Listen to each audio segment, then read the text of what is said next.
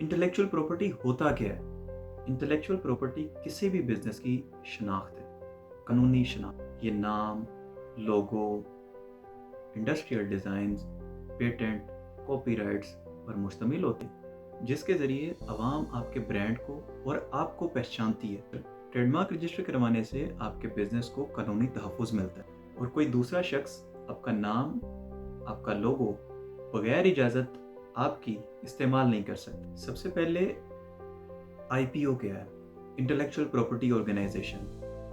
ये एक इदारा है जो इन इंटेलेक्चुअल प्रॉपर्टीज़ को रेगुलेट करता है।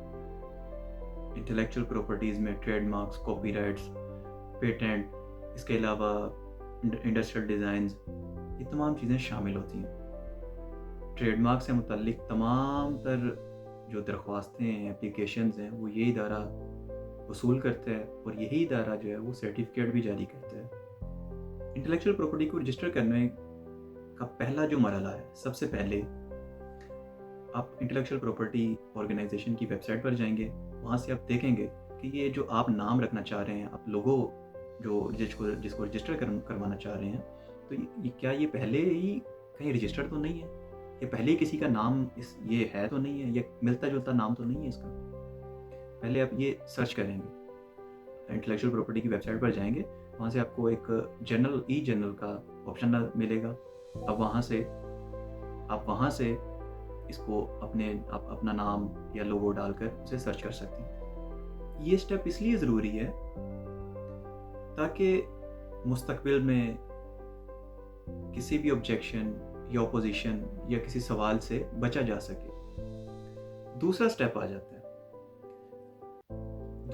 जाता है आपने उसकी क्लास मुंतखब करनी है कि आपका जो बिज़नेस है वो किस कैटेगरी में फॉल करता है।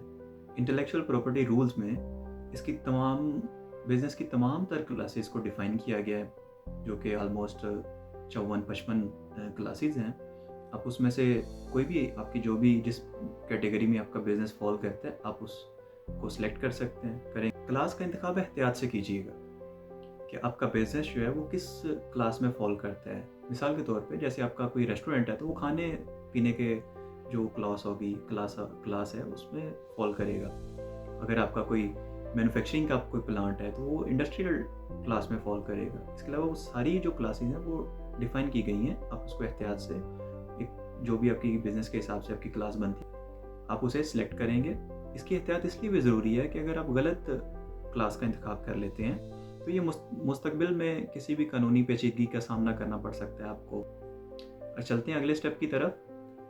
अब ट्रेडमार्क फाइल करेंगे। उन्हीं रूल्स में, इंटेलेक्चुअल प्रॉपर्टी रूल्स में फॉर्म्स दिए हुए हैं, TM1, TM2, TM3। TM1 जो है वो ट्रेडमार्क के लिए। ट्रेडमार्क रजिस्टर करने के लिए IPO की वेबसाइट से आप TM1 डाउनलोड करेंगे। उसके ऊपर मुकर्ररा दिए गए क्रेडिटर्स जो भी मालूमात है वो आप दर्ज करेंगे। मिसाल के तौर पे आप उसके ऊपर बिज़नेस की कैटेगरी लिखेंगे, उसकी क्लास जो है, आपका बिज़नेस किस क्लास में फॉल करता है, किस नाम से आप उसे रजिस्टर्ड करना चाहते हैं, ये तमाम तर मालूमात आप उसमें दर्ज करेंगे। इसके अलावा वहाँ पे एक और चीज़ आपने दर्ज करनी है कि ये लोगो या ट्रेडमार्क जो है ये आप पहले से इस्तेमाल कर रहे हैं या आगे फ्यूचर में इस्तेमाल करना चाह रहे हैं। यानी बाज़ दफ़ा होता है हमारे जो पाकिस्तान में कि हम कारोबार बड़े अरसे से कर रहे होते हैं, हमने नाम ट्रेडमार्क रजिस्टर्ड नहीं करवाया होता। इसलिए उन्होंने ये भी ऑप्शन एक क्लॉज दी हुई है कि हम फ्रेश जो है उसे फाइल कर रहे हैं, कि मतलब हम फ्यूचर में उसे इस्तेमाल करना चाह रहे हैं, ये हम पहले से ही कर रहे हैं। ये दरख्वास्त आप खुद भी फाइल कर सकते हैं या किसी वकील, किसी अटॉर्नी, किसी काउंसिल के ज़रिए भी। जब आप किसी वकील के ज़रिए करवाएंगे तो आपको एक पावर ऑफ अटॉर्नी देनी पड़ेगी वकील के नाम पर, कि वो आपके तमाम तर मामला देखेगा, जो भी इसको फाइलिंग के दौरान ये रजिस्ट्रेशन या सर्टिफिकेट हासिल करने तक जो भी मामला होंगे वो एक वकील देखेगा। अब बात करते हैं इसकी फ़ीस की। इसकी फ़ीस इसकी क्लासेस के हिसाब से मुख्तलिफ है। इट डिपेंड्स ऑन क्लासेस कि आप किस कैटेगरी में, किस क्लास में फॉल कर रहे हैं, उसकी फ़ीस अलग है। इसकी जो फ़ीस है ट्रेडमार्क फाइलिंग की, ये आप किसी भी बैंक में जाके, जहाँ पे भी आपका अकाउंट हो, वहाँ से आप जाके एक पे ऑर्डर बनवाएंगे DG IPO। Director general of intellectual property of organization के नाम पर जो भी आपकी मुकर्रर फीस होगी आपको वो उतने का जो है वो एक पे ऑर्डर बनवाएंगे और उसे एप्लीकेशन या फॉर्म के साथ स्टेपल करेंगे। इसका हेड क्वार्टर जो है वो कराची में है और रीजनल ऑफिस लाहौर में भी है, लाहौर चैम्बर ऑफ कॉमर्स में। आप यहाँ पर भी अपनी एप्लीकेशन सबमिट करवा सकते हैं। जब आप सबमिट करवा देंगे उसके बाद आपकी एप्लीकेशन, आपकी दरख्वास्त की जांच पड़ताल होगी, उसका एग्जामिनेशन होगा, क्या ये आया कि ये दरख्वास्त मुकम्मल है, इसमें कोई कमी तो नहीं है। तो अगर इसमें कोई कमी हो, कोई एतराज़ हो तो IPO जो है वो एक एग्जामिनेशन रिपोर्ट जारी करते हैं आपके नाम और इस रिपोर्ट का मुकर्रर वक्त में जवाब देंगे ताकि जो भी उनका जो एतराज़ आया है, जो भी उनकी जो कन्फ्यूजन है वो आप दूर कर दें। उसके बाद एतराज़ दूर होने के बाद जो भी आपका ट्रेडमार्क है, आपका लोगो है, वो ई-जर्नल यानी कि IPO का एक ई-जर्नल है, इश्तिहार छापा जाएगा उसका, जो कि 2 माह तक अगर किसी को एतराज़ हो तो आपके ख़िलाफ़ एतराज़ जमा करवा सकता है कि जी ऑलरेडी मेरा ये ट्रेडमार्क फ़ाइल है या मैं इसके ख़िलाफ़ ये कंप्लेन कर रहा हूँ। इसमें अपोजिशन की मुद्दत यानी कि जो किसी ने अगर एतराज़ करना है तो वो 2 महीनों के अंदर अंदर ई-जर्नल में शाया होने के बाद 2 महीनों के अंदर अंदर अपना एतराज़ IPO में जमा करवाएगा। अगर कोई इसमें एतराज़ नहीं आता, अपोजिशन नहीं आती, तो जो आपकी दरख्वास्त है, आपकी एप्लीकेशन है वो अगले मरहले में चले जाएगी, जिसके अंदर IPO इंटेलेक्चुअल प्रॉपर्टी ऑर्गेनाइजेशन आपके नाम पे सर्टिफिकेट जारी करेगा।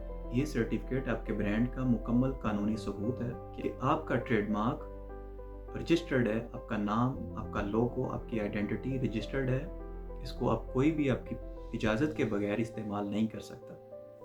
ट्रेडमार्क 10 साल के लिए रजिस्टर्ड होता है, यानी 10 साल तक आपका नाम, आपका लोगो, आपकी आइडेंटिटी आपकी इजाज़त के बगैर कोई इस्तेमाल नहीं कर सकता। हाँ, लेकिन ये एक्सटेंडेबल है, आप 10 साल के बाद दोबारा फिर से इसको रिन्यू करवा सकते हैं। ट्रेडमार्क एक्चुअली इम्पोर्टेंट क्यों है, ये ज़रूरी क्यों है? आपके बिज़नेस को तहफ़्फ़ुज़ फ़राहम करता है। अगर आप संजीदा बिज़नेस करते हैं तो ट्रेडमार्क की रजिस्ट्रेशन को कभी भी गैर संजीदा ना लें। ये एक छोटा सा कदम आपको मुस्तक़बिल में बहुत सी कानूनी मुश्किलात से, पेचीदगियों से बचा सकता है। आपके नाम, आपके लोगो, आपकी रेपुटेशन, आपके ब्रांड की रेपुटेशन की हिफाजत करता है।